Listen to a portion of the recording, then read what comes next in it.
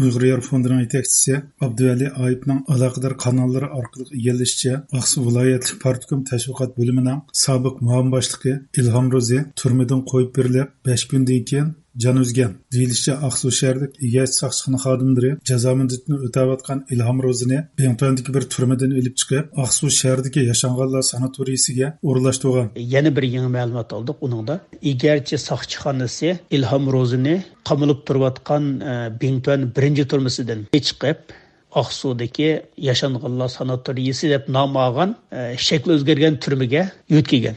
Ötkigenlikin şu yaşanğanlar sanatoriyasi deyilgan bu şekil o'zgartirilgan turmada Ilhom Ro'zi jon uzgan. Turmadan og'ir kasal holatda ilib chiqilgan Ilhom Ro'zi sanatoriyada 5 kun qolgandan keyin hayotidan ayrilgan. Ma'lum bo'lishicha, Aqsu viloyatlik partkom arziyat bo'lim boshlig'i ayni vaqtda viloyatlik siyosiy qonun komitetining bir a'zosi bo'lib, u Ilhom Ro'zining tutilish va kesilish jarayonidan xabardor ekan.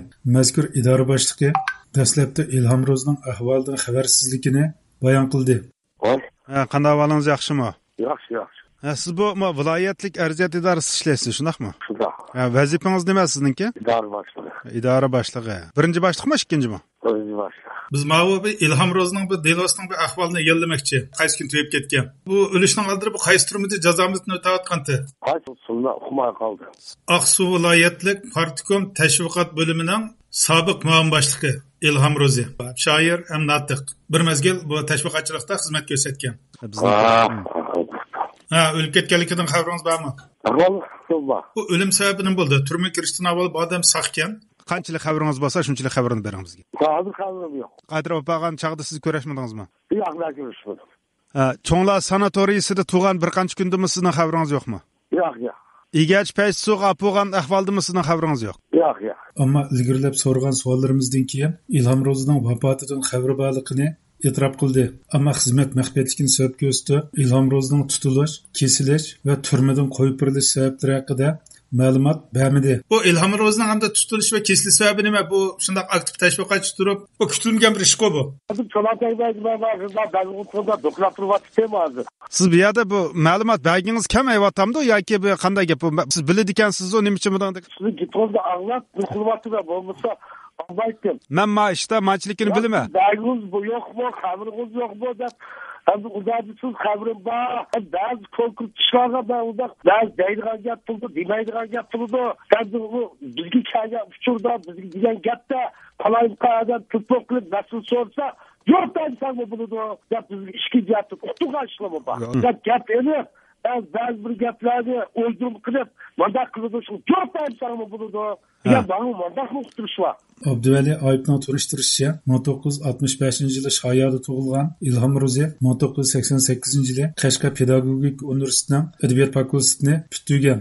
U xizmatga chiqqandan keyin ijtimoiy faoliyatchanligi va notiqligi bilan jamiyatda tez tonilgan. Bir mezgil Shoyanaylik o'rta maktab va Shoyanaylik ma'rif idorasida mudir va Aqsu viloyatlik ma'rif boshqarmasida boshqarma boshlig'i bo'lib xizmat qilgan Ilhom Ro'zi 2010-yillardan keyin Abdunum rayon bo'yicha olqishga sazovor notiq bo'lib baholangan va viloyatlik tashviqot bo'limiga muavin boshliq bo'lib o'stirilgan. U xizmat jarayonidagi nutqlarida yolg'iz Xitoy tarafining tashviqotini qilib qolmasdan anglovchilarga yana milliy ong va milliy ruh tarbiyasini ilib bağan. Hem de İlhom Ro'zi bu sözler jarayonida birisi ma'rifning muhimligini izchil ta'kidlab kelgan. Har qaysi misollar orqali o'zininki o'sib etilishi, Uyg'ur sarxillaridan bu Xolmurat G'opor, Toshpo'lat Tiyeb, Raila Davud qatorliqlarning o'sib etilish ketmishlaridan misol elib, ma'rifning tarbiyaning muhimligini bolalarga va ota-onalarga singdirgan. Ikkinchisi, urf-odat, qoida usullarimizning muhimligini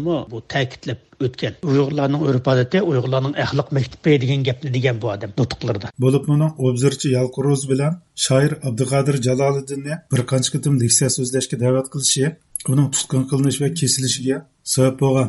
Bo'libmi Ilhom Ro'zi, ya'ni 2013-2012 yillari Abduqodir Jaloliddin Yalqurozi qatorliqlarni Shoyada leksiyaga taklif qilgan, bolalarga leksiya so'zlab berishga taklif qilgan. Bu qaytim hamdi bu Ilhom Ro'zining tutqun qilinishiga mushumu sabab bo'lgan bo'lishi mumkin deb qaraymiz. Ma'lum bo'lsa, uning farzandlari dadasining kompartiya tashviqotini qilganligi va u uyushtirgan leksiyalarda agar masala ko'rilgan bo'lsa, buningda dadasining mas'uliyati yo'qligini bildirib, sud hukmiga norozilik arzi sungan. Yuqorqi arziyat idorasi boshlig'i Ilhom Ro'zining farzandlarining arzini 60 oylik sud mahkamasi tomonidan rad qilinganligini oshkorlash orqali marhumning vafot bo'lishidan avval turmada ekanligini dalilladi. Bu ballarniki bu dadamga bu hukm xato bo'ldi, dadam bu kompartiya uchun xizmat qilgan degan bu arzini qabul qilmabsizlar-ku. Bu shunchalar billa ishlab, shunchalar mazgil billa ishlab bir saf turib bu müştiyatni bir bunda yordam qilmadingmi o'zira? Bu jim turvasanlar qanday bo'ldi? Turib oldigan shamat siz bu o'lik mas'ullar sizning mas'ul turiblar. O cismin midrası. O siz bana siyasi kanun komisyonunun bir azaskensiz bu siz. 60 aylık sot mahkemesi gider. Uyg'ur Yer fondining ilgirki aniqlashlardan ma'lum bo'lishicha, Ilhom Ro'zi 2019-yili o'g'li Baxtiyor Ilhom bilan birlikda tutqun qilingan. Ilhom Ro'zining tutilganligi ma'lum bo'lgandan keyin biz bu vaqt izchil diqqat qilib turdik. O'g'li 2 yildan keyin qo'yib berildi 2021-yili. O'g'li Baxtiyor Ilhom. Ondan bu Ilhom Ro'zi 15 yillik kesilgan degan ma'lumotni olgandik. Va Baxtiyor 2 yilcha atalmış tarbiyalangandan keyin qo'yib berilgan. U o'zi bo'lginchilik va ikkiyuzlimchilik bilan ayblanib 15 yillik kesib o'tilgan. Ilhom Ro'zining tutqun qilinishidan avval salomatligida masala yo'qligi ma'lum, ammo turmada nima sababdan va qanday kasallikka giribtor bo'lganligi ma'lum emas.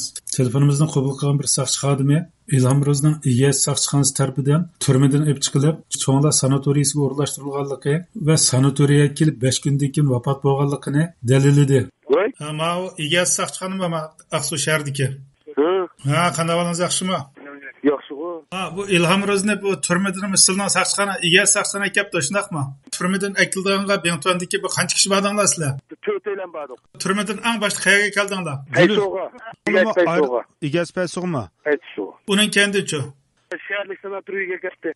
Iyas Paysog'ning so'jangi aralashdimi boshqa? Yo'q. Bu sanatoriyadagi vaqtida bu o'g'li bilan Baxtiyor degan o'g'illari bilan bir ko'rishdinglarmi? Ular unda ko'rishtirdigan ish yo'q, uning xabarni qilmaydi. Aslida bu jazo muddatining 15 yil ekanligi to'g'rimi? Shu qancha kun bo'ldi bu to'yib ketgan bu Ilhom Ro'zg'andi? Kelgan 5 kun bo'ldi. Qaysi kuniga to'g'ri keldi? Chorshanbami? Kun chiqqan kunsi biz chorshanba kuni chiqib kelib payshanba kunlarim bir. Undaq shu turmadan chiqib 5 kundan keyin to'yib degan gap to'g'ri o'xshaganda.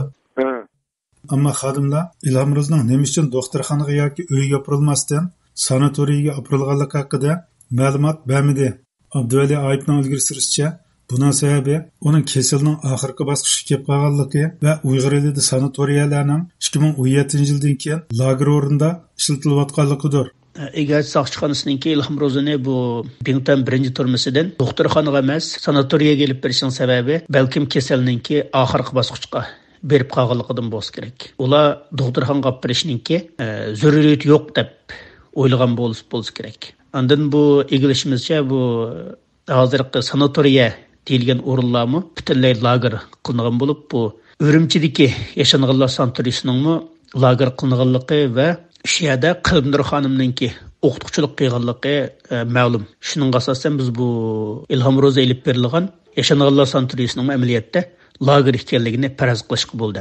Hurmatli radio dinləyicilər, yuqorida Aqsu viloyatlik tashviqot bo'limining sobiq muavin boshlig'i Ilhom Ro'zining turmadan chiqib 5 kundan keyin vafot bo'lganligi haqida anglatish berdik. Kanalimizga a'zo bo'lgan bo'ladigan tarix bergan barliq qarindoshlarımızdan Allah razı olsun. Qarindoshlarımızdan yaqindan qo'llab qo'yilishi, tarixni berishi, hammaga bilan texnik güzel programmalar o'tirib chiqsa, hammadan Allah razı olsun.